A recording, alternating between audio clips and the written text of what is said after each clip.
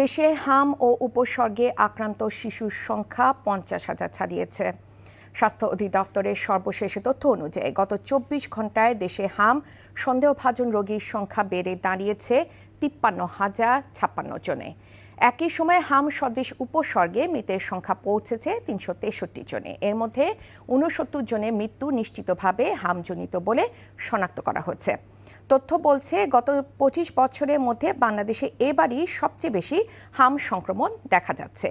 এর আগে 2005 সালে সর্বোচ্চ 25,934 জন আক্রান্ত হয়েছিল। এরপর ধীরে ধীরে সংক্রমণ কমে এলেও চলতি বছর পরিস্থিতি আবারও উদ্বেগজনক হয়ে উঠেছে।